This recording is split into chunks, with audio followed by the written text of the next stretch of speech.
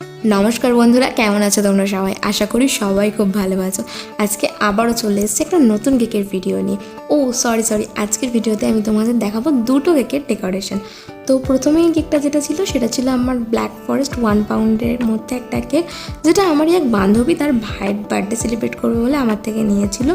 তো কেকটার মধ্যে তেমন কিছুই ছিল না, ওরা আমাকে একটা ব্ল্যাক ফরেস্ট মানে প্রপার ব্ল্যাক ফরেস্ট কেকের ফটো পাঠিয়ে বলেছিল যে আমি যেন সেম টু সেম সেরকমই করে দিই।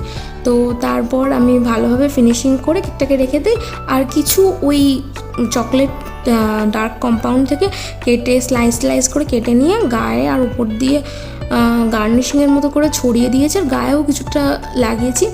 আর শেষে ওপরে ক্রিমের ওপরগুলো আমি ডেকোরেশনের জন্য চেরি ইউজ করেছি। তো জানি ব্ল্যাক ফরেস্ট কেকের কোনো আলাদা কোনো ডেকোরেশন হয় না, কিছুটা একই রকমই দেখতে হয়।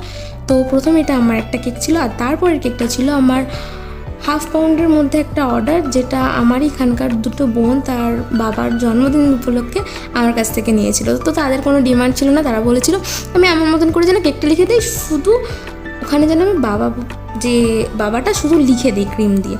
তো আমি সেরকমই করেছি, পার্পল কালারের উপরে কেকটা রেখেছিলাম, আর ওপরে 6B নজল দিয়ে ওই ডিজাইনটা এনেছি, আর ওপর দিয়ে কিছু সুগার বল ছড়িয়ে দিয়েছি, আর শেষে মধ্যিখানে বাবা লিখে দিয়েছি। তো আমার দুটো কেকের ডেকোরেশন প্রায় কমপ্লিট। তোমরা জানিও তোমাদের ভিডিওটা কেমন লেগেছে, আর যদি আমার ভিডিও প্রথম দেখে থাকো অবশ্যই চ্যানেলটা সাবস্ক্রাইব করে পাশে থাকো।